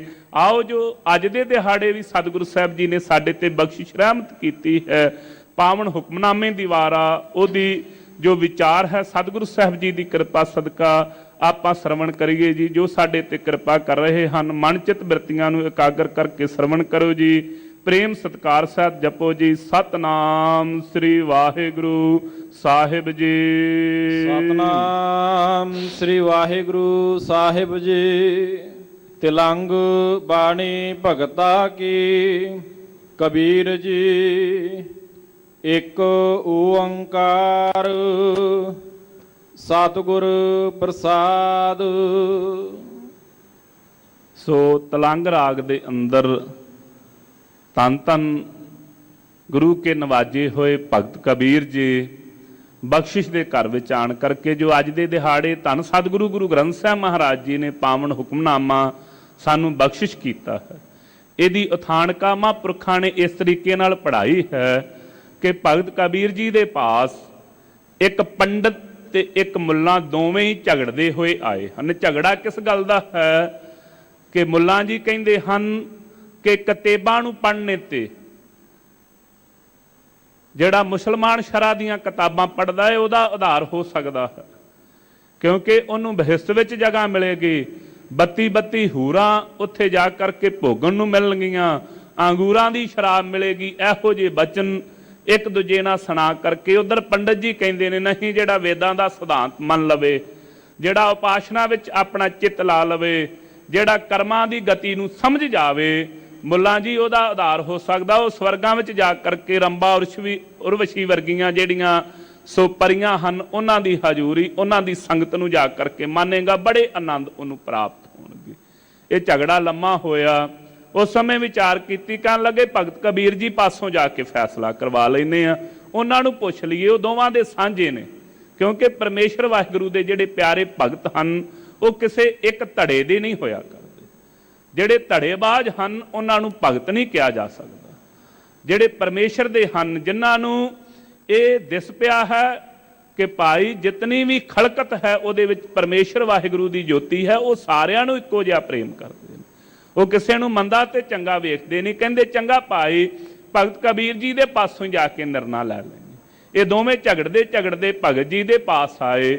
ਉਸ ਸਮੇਂ ਇਹ ਜੋ ਪਾਵਨ ਬਚਨ ਅੱਜ ਦੇ ਦਿਹਾੜੇ ਕਿਰਪਾਲੂ ਸਤਿਗੁਰੂ ਸਾਹਿਬ ਜੀ ਨੇ ਹੁਕਮਨਾਮੇ ਦੀ ਦਾਤ ਵਿੱਚ ਬਖਸ਼ਿਸ਼ ਕੀਤਾ ਹੈ, ਇਹ ਬਖਸ਼ਿਸ਼ ਕੀਤੀ। ਸੋ ਸ਼ਬਦ ਦੀ ਆਰੰਭਤਾ ਤੋਂ ਪਹਿਲਾਂ ਤਲੰਗ ਰਾਗ ਵਿੱਚ ਇਹ ਸ਼ਬਦ ਉਚਾਰਨ ਕੀਤਾ ਹੈ। ਸੋ ਮੰਗਲ ਕਰਦੇ ਹਨ ਏਕੋ ਅਦਵੈਤ ਬ੍ਰਹਮ ਓੰਕਾਰ, ਜੋ ਸਾਰਿਆਂ ਦਾ ਪ੍ਰਕਾਸ਼ਕ ਸਰੂਪ ਹੈ, ਪੂਰੇ ਗੁਰਾਂ ਦੀ ਪ੍ਰਸਾਦ ਕਿਰਪਾ ਦੁਆਰਾ ਜੋ ਪ੍ਰਾਪਤ ਹੁੰਦਾ ਹੈ ਜੇ। ਵੇਦ ਕਤੇਬ ਇਫਤਰਾ ਭਾਏ। ਸੋ ਉਸ ਸਮੇਂ ਕਹਿਣ ਲੱਗੇ ਦੱਸੋ ਜੀ ਭਲਾ ਵੇਦ ਵੱਡੇ ਨੇ ਜਾਂ ਕਤੇਬ ਵੱਡੀ ਹੈ? ਕਹਿਣ ਲੱਗੇ ਭਾਈ ਦੋਵੇਂ ਹੀ ਜੰਗਲ ਦੀ ਨਿਆਈ। ਇਫਤਰਾ ਦੇ ਅਰਥ ਗੁਰਮੁਖ ਵਿਦਵਾਨਾਂ ਨੇ ਜੰਗਲ ਵੀ ਕੀਤਾ ਹੈ ਤੇ ਇਫਤਰਾ ਦਾ ਅਰਥ ਸ਼ੀਸ਼ਾ ਵੀ ਕੀਤਾ। ਕਹਿਣ ਲੱਗੇ ਵੇਖੋ ਭਾਈ ਵੇਦ ਤੇ ਕਤੇਬ ਜਿਹੜੇ ਨੇ ਜੰਗਲ ਦੀ ਨਿਆਈ ਹਨ। ਕਿਵੇਂ ਜੀ? ਦੋਵਾਂ ਦੇ ਵਿੱਚ ਕੀ ਹੈ? ਵੇਦਾਂ ਦੇ ਵਿੱਚ ਸੋ ਭਾਈ 1 ਲੱਖ ਸੁਰਤੀ ਜਿਹੜੀ ਉਹ ਕਥਨ ਕੀਤੀ ਗਈ ਹੈ, ਜਿਹਦੇ ਵਿੱਚੋਂ 80,000 ਸੁਰਤੀ ਕੇਵਲ ਕਰਮ ਕਾਂਡ ਜਿਹੜਾ ਉਹਦੀ ਵਿਚਾਰ ਹੀ ਕਰਦੀ ਹੈ। 16,000 ਸੁਰਤੀਆਂ ਵੇਦਾਂ ਦੀਆਂ ਭਾਈ ਕਰਮ ਕਾਂਡ ਬਾਬਤ ਦੱਸਦੀਆਂ ਹਨ। 4,000 ਸੁਰਤੀ ਜਿਹੜੀ ਹੈ ਉਹ ਇਸ ਤਰੀਕੇ ਦੇ ਨਾਲ ਗਿਆਨ ਦਾ ਕਥਨ ਕਰਦੀ ਹੈ, ਤੇ ਉਹ ਵੀ ਜਿਹੜਾ ਗਿਆਨ ਹੈ ਉਹ ਪ੍ਰੇਮਾ ਭਗਤੀ ਤੋਂ ਹੀਣਾ ਹੈ। ਪ੍ਰੇਮਾ ਭਗਤੀ ਤੋਂ ਬਿਨਾਂ ਵਦਾਂਤ ਗਿਆਨ ਦਾ ਕਥਨ ਕਰਦੀ ਹੈ। ਉਸ ਸਮੇਂ ਕਹਿਣ ਲੱਗੇ ਭਾਈ ਜਾਂ ਇਸ ਨੂੰ ਇਸ ਤਰੀਕੇ ਦੇ ਨਾਲ ਸਮਝ ਲਵੋ ਕਿ ਵੇਦ ਜਿਹੜੇ ਹਨ ਉਹਨਾਂ ਨੇ ਬਹੁਤਾਤ ਜਿਹੜੀ ਹੈ ਉਹ ਕਰਮ ਕਾਂਡ ਨੂੰ ਮਹਾਨਤਾ ਦਿੱਤੀ ਹੈ ਕਿ ਆਹ ਕਰਮ ਕਰੋ ਤੇ ਆਹ ਫਲ ਪ੍ਰਾਪਤ ਹੋਵੇਗਾ। ਹੁਣ ਕਰਮ ਕਿਵੇਂ ਦੇ ਹਨ? ਇੱਕ ਪਾਸੇ ਜਿੱਥੇ ਸੋ ਜੱਗਾਂ ਦੀ ਕਥਾ ਹੁੰਦੀ ਹੈ, ਉੱਥੇ ਕਦੀ ਤੇ ਘੋੜੇ ਦਾ ਮਾਸ ਜੇ ਜੱਗ ਵਿੱਚ ਪਾਇਆ ਜਾਵੇ, ਘੋੜੇ ਨੂੰ ਮਾਰ ਕਰਕੇ ਤੇ ਤਾਂ ਜੱਗ ਸੰਪੂਰਨ ਹੈ। ਕਦੀ ਜਿੰਦੀ ਗਊ ਦੇ ਵਿੱਚੋਂ ਕੁੱਪੀ ਨਾ ਮਾਸ ਕੱਢ ਕਰਕੇ ਜੇ ਜੱਗ 'ਚ ਪਾਇਆ ਜਾਵੇ ਤਾਂ ਸੰਪੂਰਨ ਹੈ। ਦੂਸਰੇ ਕਰਮ ਵਿੱਚ ਜਾ ਕਰਕੇ ਵੇਦ ਕਹਿੰਦਾ ਹੈ ਕਿ ਜੀਵ ਹੱਤਿਆ ਪਾਪ ਹੈ, ਇਹ ਜਿਹੜਾ ਪਾਪ ਹੈ ਕੋਈ ਲਾਹ ਨਹੀਂ ਸਕਦਾ। ਜੇ ਕੋਈ ਕਰਮਾਂ ਦੇ ਵਿੱਚ ਇਸ ਤਰੀਕੇ ਨਾਲ ਫਸ ਗਿਆ ਤੇ ਫਿਰ ਤੇ ਜੰਗਲ ਵਾਲਾ ਹੀ ਸੁਭਾਅ ਬਣ ਗਿਆ ਨਾ। ਜਿਵੇਂ ਜੰਗਲ ਦੇ ਵਿੱਚੋਂ ਜਿਹੜਾ ਸਵਾਰ ਹੈ, ਜਿਹੜਾ ਘੋੜੇ ਤੇ ਚੜਿਆ ਹੋਵੇ ਉਹ ਤੇ ਪਾਰ ਲੱਗ ਸਕਦਾ ਹੈ, ਦੂਸਰੇ ਨੂੰ ਚੋਰਾਂ ਦਾ ਵੀ ਖਤਰਾ, ਨਾਲ ਦੇ ਨਾਲ ਜੰਗਲ ਦੇ ਟੇਢੇ ਮੇਢੇ ਰਸਤਿਆਂ ਦਾ ਵੀ ਖਤਰਾ, ਜੰਗਲ ਦੇ ਵਿੱਚੋਂ ਦੀ ਲੰਘਣ ਦੀ ਥਕੇਵਾਂ ਵੀ। ਇਸ ਤਰੀਕੇ ਦੇ ਨਾਲ ਭਗਤ ਜੀ ਕਹਿਣ ਲੱਗੇ ਜੇ ਤੇ ਕਰਮ ਕਾਂਡਾਂ ਵੱਲ ਵੇਖੀਏ, ਜੇ ਤੇ 4,000 ਸੁਰਤੀ ਦਾ ਨਿਰਣਾ ਕਰੀਏ ਤੇ ਗਿਆਨ ਹੈ, ਬਾਕੀ ਤੇ ਭਾਈ ਫਿਰ ਇਹ ਝਗੜਾ ਹੀ ਪਿਆ ਹੋਇਆ, ਇਹਨੂੰ ਐਵੇਂ ਸਮਝਣਾ। ਦੂਸਰੇ ਪਾਸੇ ਕਤੇਬਾਂ ਦੇ ਵਿੱਚ ਕੀ ਗਿਆਨ ਲਿਖਿਆ ਗਿਆ ਹੈ, ਉਹਦੇ ਵਿੱਚ ਇੱਥੋਂ ਤੱਕ ਕਹਿ ਦੇਣਾ ਕਿ ਕਿਸੇ ਦਾ ਧਰਮ ਛਡਾਉਣ ਵਾਸਤੇ ਉਹਨਾਂ ਦੀਆਂ ਧੀਆਂ ਨੂੰ ਆਪਣੇ ਧਰਮ ਵਿੱਚ ਤਬਦੀਲ ਕਰੋ। ਕਿਸੇ ਵੀ ਤਰੀਕੇ ਦੇ ਨਾਲ ਮੌਤ ਦਾ ਡਰ ਦੇ ਕਰਕੇ ਧਰਮ ਦੀ ਜਿਹੜੀ ਹੈ ਪ੍ਰਵਿਰਤੀ ਕਰਵਾ ਲਵੋ ਤਾਂ ਭਾਈ ਤੁਹਾਨੂੰ ਬਹਿਸ਼ਤ ਮਿਲ ਜਾਵੇਗੀ। ਜਾਂ ਇਸੇ ਤਰੀਕੇ ਦੇ ਨਾਲ ਜਿਵੇਂ ਸੋ ਭਾਈ ਮਹਾਂਪੁਰਖਾਂ ਨੇ ਦੱਸਿਆ ਹੈ ਕਿ ਕਥਾ ਆਉਂਦੀ ਹੈ ਕੁਰਾਨ ਦੇ ਵਿੱਚ ਕਿ ਇੱਕ ਢੱਟੇ ਦੀ ਪੂਜਾ ਬਹੁਤ ਜ਼ਿਆਦਾ ਲੋਕ ਕਰਿਆ ਕਰਦੇ। ਮੁਹੰਮਦ ਸਾਹਿਬ ਨੇ ਉਹ ਢੱਟੇ ਦੀ ਬਲੀ ਦਵਾ ਕਰਕੇ, ਗੋਕੇ ਦੀ ਬਲੀ ਦਵਾ ਕਰਕੇ, ਜਿੱਥੋਂ ਗਊ ਮਾਰਨ ਦੀ, ਗਊ ਦੀ ਬਲੀ ਦੇਣ ਦੀ ਪ੍ਰਥਾ ਚੱਲੀ ਹੈ ਮੁਸਲਮਾਨ ਭਰਾਵਾਂ, ਉਹਦੀ ਬਲੀ ਇਸ ਕਰਕੇ ਦਵਾਈ ਕਿ ਇਹਦੀ ਪਰਮੇਸ਼ਰ ਖੁਦਾ ਦੇ ਨਾਲੋਂ ਵੱਧ ਇਹਦੀ ਪੂਜਾ ਹੋ ਰਹੀ ਹੈ, ਇਹਨੂੰ ਜ਼ਬਾਹ ਕਰ ਦਿੱਤਾ ਜਾ। ਉੱਥੋਂ ਗਊ ਦੀ ਬਲੀ ਦੇਣ ਦੀ ਪ੍ਰਥਾ ਮੁਸਲਮਾਨ ਭਰਾਵਾਂ ਆਰੰਭ ਹੋਈ। ਫਿਰ ਇਸੇ ਤਰੀਕੇ ਦੇ ਨਾਲ ਇਬਰਾਹਿਮ ਨੂੰ ਖੁਦਾ ਨੇ ਆਖਿਆ ਕਿ ਆਪਣੀ ਪਿਆਰੀ ਵਸਤੂ ਸਾਨੂੰ ਤੂੰ ਭੇਟਾ ਵਿੱਚ ਦੇ, ਸਾਡੇ ਨਾਂ ਤੇ ਉਹਨੂੰ ਕੁਰਬਾਨ ਕਰ। ਉਸ ਸਮੇਂ ਵਿਚਾਰ ਕੀਤੀ ਕਿ ਮੇਰਾ ਪੁੱਤਰ ਹੀ ਹੈ ਜਿਹੜਾ ਸਭ ਨਾਲੋਂ ਪਿਆਰਾ ਹੈ, ਉਹਦੀ ਬਲੀ ਦੇਣ ਲੱਗੇ ਅੱਖਾਂ ਤੇ ਪੱਟੀ ਬੰਨ ਲਈ। ਸੋ ਨਾਲਦਿਆਂ ਨੇ ਪੁੱਤਰ ਨੂੰ ਪਾਸੇ ਕਰਕੇ ਬੱਕਰਾ ਅੱਗੇ ਕਰ ਦਿੱਤਾ, ਉਹਦੀ ਧੌਣ ਤੇ ਛੁਰੀ ਚਲਾਈ। ਕਹਿਣ ਲੱਗੇ ਕਿ ਪਰਮੇਸ਼ਰ ਦਾ ਸੋ ਪੈਗੰਬਰ ਆਇਆ ਸੀ, ਉਹਨੇ ਇਹ ਜਿਹੜਾ ਅੱਗੇ ਕਰ ਦਿੱਤਾ ਹੈ ਬੱਕਰਾ। ਉੱਥੋਂ ਬਕਰੀਦ ਪਰਾ ਆਰੰਭ ਹੋ ਗਈ। ਇਵੇਂ ਦਾ ਜਿੰਨਾ ਕਿਤਾਬਾਂ ਵਿੱਚ ਲਿਖਿਆ ਹੋਵੇ।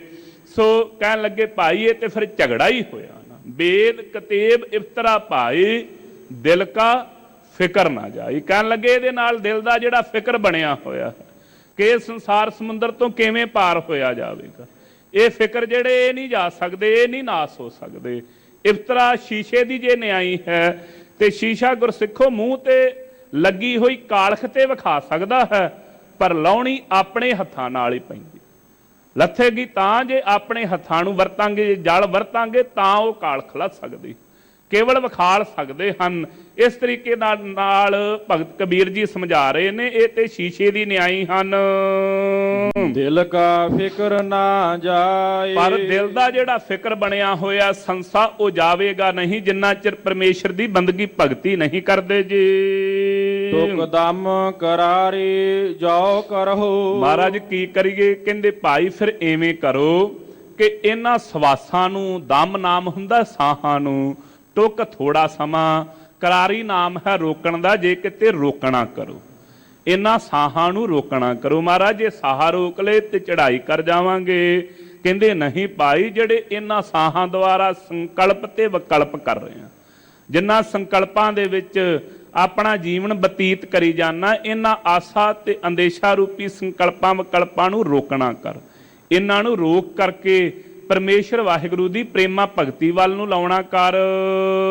ਹਾਜ਼ਰ ਹਜੂਰ ਖੁਦਾਏ। ਅੱਛਾ ਜੀ, ਉਹਦੇ ਨਾਲ ਭਲਾ ਕੀ ਹੋਵੇਗਾ? ਕਹਿੰਦੇ ਜਦੋਂ ਬਾਹਰੀ ਸੰਕਲਪ ਰੋਕ ਲਵੇਂਗਾ, ਜਿਹੜਾ ਖੁਦਾ, ਜਿਹੜਾ ਰਾਮ ਤੈਨੂੰ ਬੜੀ ਦੂਰ ਦਿਸਦਾ ਹੈ ਪੰਡਤ ਜੀ, ਜਿਹੜਾ ਖੁਦਾ ਮੁੱਲਾਂ ਜੀ ਬੜੀ ਦੂਰ ਲੱਗਦਾ ਹੈ, ਉਹ ਹਾਜ਼ਰ ਹਜੂਰ ਹੋ ਜਾਵੇਗਾ।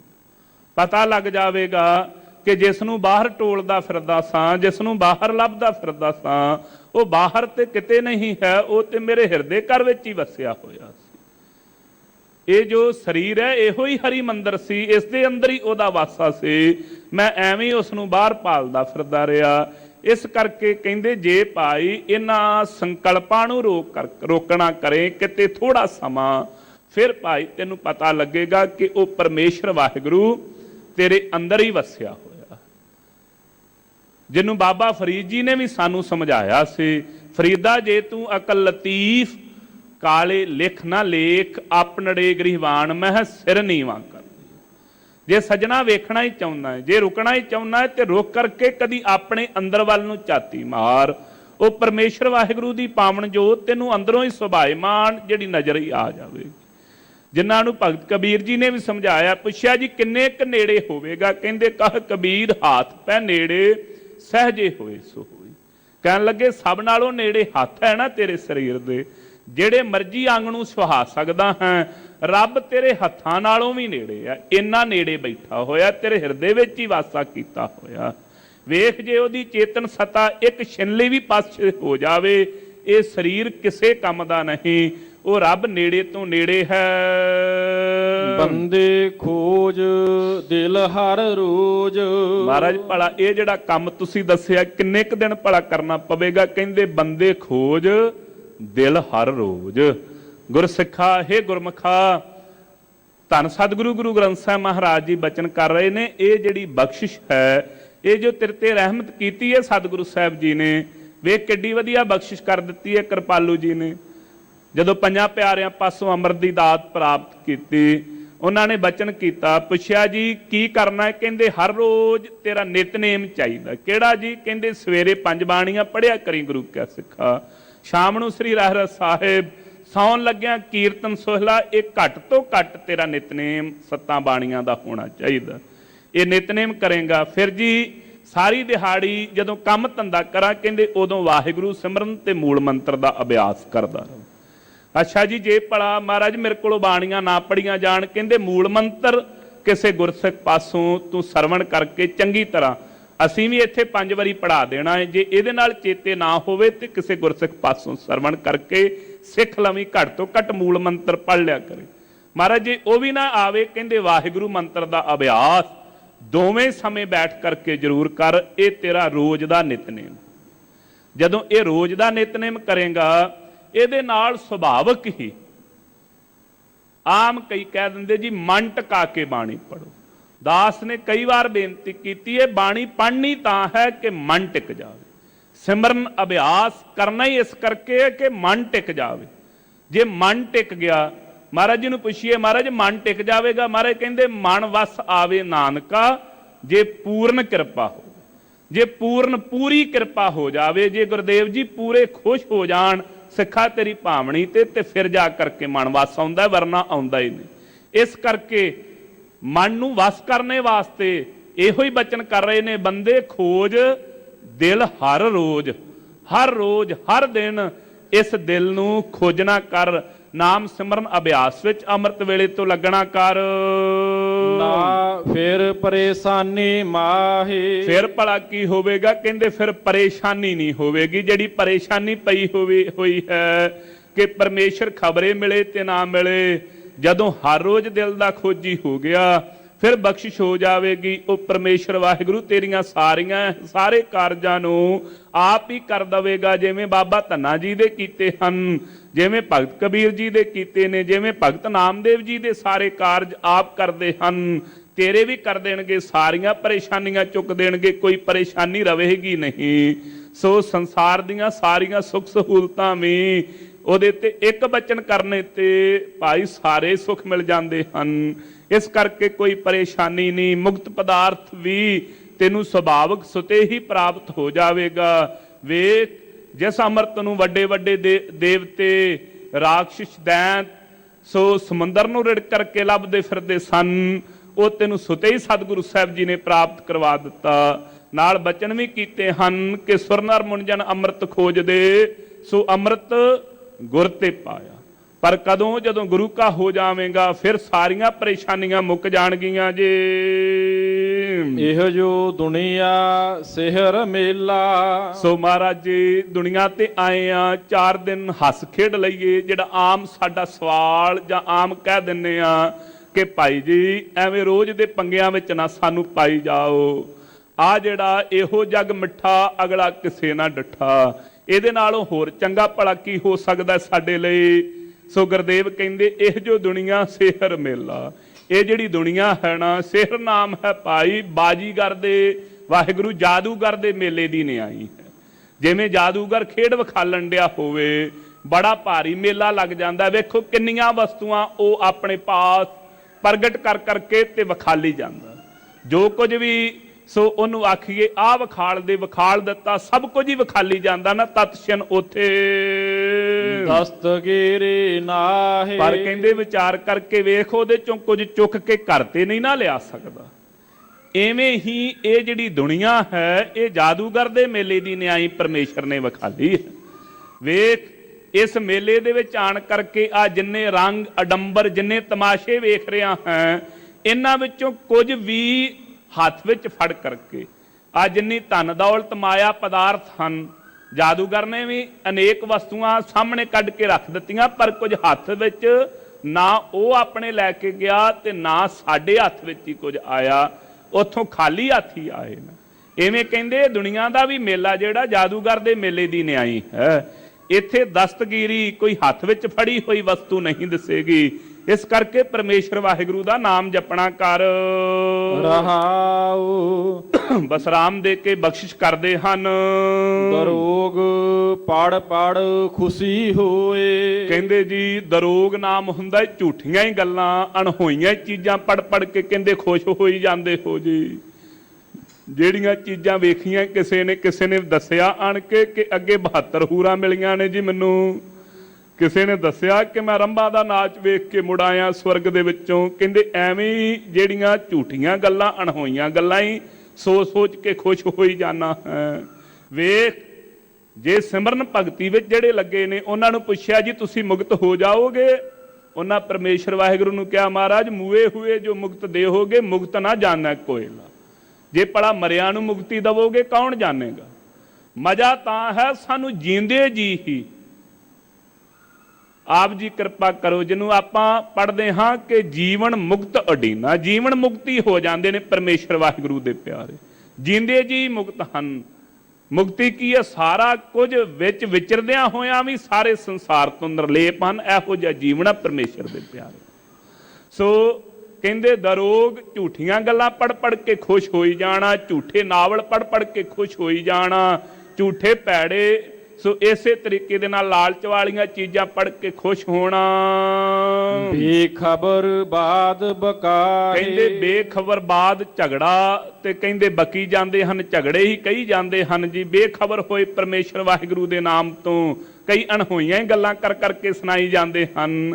ਜਿਵੇਂ ਐਬਟਾਬਾਦ ਦੀ ਕਥਾ ਆਉਂਦੀ ਹੈ ਕਿ ਭਾਈ ਰਣਧੀਰ ਸਿੰਘ ਜੀ ਸਿੰਘ ਸਾਹਿਬ ਉੱਥੇ ਪਹੁੰਚੇ ਹੋਏ ਸਨ। ਇੱਕ ਬਾਬੂ ਸਾਵਣ ਸਿੰਘ ਆਪਣੇ ਚੇਲਿਆਂ ਨੂੰ ਕਥਾ ਸੁਣਾਵੇ ਕਿ ਮੈਨੂੰ ਇੱਥੋਂ ਬੈਠੇ ਨੂੰ ਕਰੋੜਾਂ ਸੂਰਜ ਦਿੱਤੀ ਜਾਂਦੇ ਨੇ, ਕਰੋੜਾਂ ਸੂਰਜ। ਸੋ ਭਾਈ ਸਾਹਿਬ ਜੀ ਨੇ ਉਸ ਸਮੇਂ ਵਿਚਾਰ ਕੀਤੀ ਕਿ ਇਹਦੀ ਪਰਖੀ ਲੈ ਲੈਣੀ ਚਾਹੀਦੀ ਹੈ। ਜਿਸ ਸਮੇਂ ਆਸਣ ਤੇ ਲੰਮੇ ਪੈਣ ਲੱਗਾ, ਇਹਨੇ ਘੜੀ ਲਾ ਕਰਕੇ ਸਰਾਣੇ ਵਾਲੇ ਪਾਸੇ ਰੱਖੀ। ਭਾਈ ਸਾਹਿਬ ਭਾਈ ਰਣਧੀਰ ਸਿੰਘ ਹੋਣਾ ਨੇ ਘੜੀ ਚੁੱਕ ਕਰਕੇ ਤੇ ਇਹਦੇ ਆਸਣ ਦੇ ਥੱਲੇ ਹੀ ਬਿਸਤਰੇ ਦੇ ਥੱਲੇ ਰੱਖ ਦਿੱਤੀ। ਜਿਸ ਸਮੇਂ ਉੱਠਿਆ ਹੱਥ ਪੱਲਾ ਮਾਰੇ, ਘੜੀ ਲੱਭੇ ਨਾ। ਇੱਧਰ ਉੱਧਰ ਵੇਖ ਕਰਕੇ ਚੇਲਿਆਂ ਨੂੰ ਪੁੱਛਣ ਲੱਗਾ, ਕਹਿੰਦਾ ਮੇਰੀ ਘੜੀ ਕਿੱਥੇ ਰੱਖੀ ਹੋਈ ਜੇ, ਮੈਨੂੰ ਲੱਭਦੀ ਨਹੀਂ ਇੱਥੋਂ। ਉਸ ਸਮੇਂ ਭਾਈ ਸਾਹਿਬ ਭਾਈ ਰਣਧੀਰ ਸਿੰਘ ਜੀ ਨੇ ਪੁੱਛ ਲਿਆ, ਕਹਿਣ ਲੱਗੇ ਜੀ ਤੁਹਾਨੂੰ ਤੇ ਕਰੋੜਾਂ ਸੂਰਜ ਇੱਥੇ ਬੈਠਿਆਂ ਦਿਸਦੇ ਸਨ, ਘੜੀ ਵੀ ਵੇਖੋ, ਝਾਤੀ ਮਾਰੋ ਕਿਤੇ ਲੱਭ ਜਾਵੇਗੀ, ਲਾਗੇ ਬੰਨੇ ਵੇਖੋ ਆਪਣੇ। ਬੜਾ ਸ਼ਰਮਿੰਦਾ ਜਿਹਾ ਹੋ ਗਿਆ, ਨਿੰਮੋ ਝੂਣਾ ਜਿਹਾ ਹੋ ਕੇ ਕਹਿਣ ਲੱਗਾ ਜੀ ਲੱਭਦੀ ਨਹੀਂ, ਤੁਹਾਨੂੰ ਲੱਭਦੀ ਤੁਸੀਂ ਦੱਸ ਦਵੋ। ਉਸ ਸਮੇਂ ਕਹਿਣ ਲੱਗੇ ਉਹ ਮੂਰਖਾ ਆਪਣੀ ਚਾਦਰ ਚੁੱਕ ਕੇ ਵੇਖ, ਤੈਨੂੰ ਇੱਥੋਂ ਹੀ ਮਿਲ ਜਾਵੇਗੀ। ਇਸ ਤਰੀਕੇ ਦੇ ਨਾਲ ਭਾਈ ਸੋ ਕਹਿੰਦੇ ਬਾਅਦ ਵਿਅਰਥੀ ਗੱਲਾਂ ਕਰਕੇ, ਝੂਠੀਆਂ ਗੱਲਾਂ ਕਰਕੇ ਭਰਮਾਉਣ ਦਾ ਯਤਨ ਕਰਦੇ ਹਨ। ਹੱਕ ਸੱਚ ਖਾਲਕ ਖਲਕ ਮਿਆਨੇ। ਸੋ ਮਹਾਰਾਜ ਜੀ ਫਿਰ ਤੁਸੀਂ ਦੱਸ ਦਿਓ ਭਗਤ ਜੀ ਉਹ ਪਰਮੇਸ਼ਰ ਕਿੱਥੇ ਹੈ? ਕਹਿੰਦੇ ਭਾਈ ਹੱਕ ਸੱਚ ਹੈ। ਸੋ ਹੱਕ ਨਾਮ ਹੁੰਦਾ ਸੱਚ ਦਾ। ਸੋ ਸੱਚ ਨਿਸ਼ਚੇ ਕਰਕੇ ਹੈ। ਕੌਣ ਜੀ? ਖਲਕ ਜੋ ਉਹ ਅਕਾਲ ਪੁਰਖ ਵਾਹਿਗੁਰੂ ਹੈ। ਹੈ ਕਿੱਥੇ ਹੈ ਜੀ? ਮਿਆਨੇ ਅੰਦਰ ਵਿੱਚ। ਕਿਹਦੇ ਜੀ? ਸਿਆਮ ਮੂਰਤ ਨਾਹੀ। ਕਹਿੰਦੇ ਖਾਲਕ ਜੋ ਪਰਮੇਸ਼ਰ ਵਾਹਿਗੁਰੂ ਹੈ ਨਾ, ਉਹ ਖਲਕ ਮਿਆਨੇ, ਜਿੰਨੀ ਖਲਕਤ ਹੈ ਉਹਦੇ ਵਿੱਚ ਹੀ ਉਹ ਸਮਾਇਆ ਹੋਇਆ ਹੈ। ਪਰ ਸਿਆਮ ਮੂਰਤ ਨਾਹੀ। ਜੇ ਉਹਨੂੰ ਕੋਈ ਇਹ ਸੋਚੇ ਕਿ ਉਹਦਾ ਕਾਲਾ ਸਰੂਪ ਹੈ ਜੀ, ਸਿਆਮ ਸਰੂਪ ਹੈ, ਨਹੀਂ, ਕਹਿੰਦੇ ਉਹ ਸਰੂਪ ਨਹੀਂ ਹੈ ਉਹਦਾ।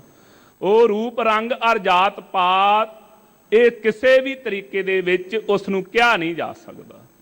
ਉਹਨੂੰ ਇਸ ਤਰੀਕੇ ਦੇ ਨਾਲ ਵਿਚਾਰਿਆ ਨਹੀਂ ਜਾ ਸਕਦਾ। ਉਹ ਭਾਈ ਚੱਕਰ ਚਿਹਨ ਅਰ ਵਰਨ ਜਾਤ ਅਰ ਪਾਤ ਨਹਿਨ ਜਿਹੇ ਰੂਪ ਰੰਗ ਅਰ।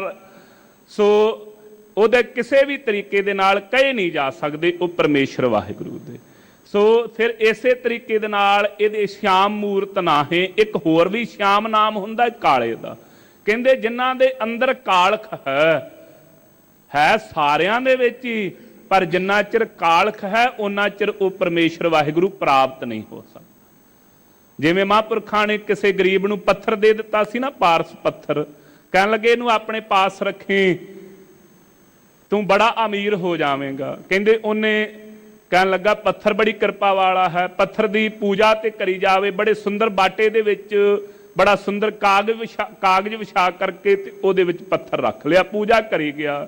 ਕੁਝ ਸਮਾਂ ਬਤੀਤ ਹੋਇਆ, ਜਾ ਕੇ ਕਹਿਣ ਲੱਗਾ ਬਾਬਾ ਜੀ ਤੁਹਾਡਾ ਕੰਮ ਨਕਲੀ ਜੇ, ਉਹ ਕੰਮ ਚੱਲਿਆ ਨਹੀਂ ਜਿਹੜਾ ਮੈਨੂੰ ਦਿੱਤਾ।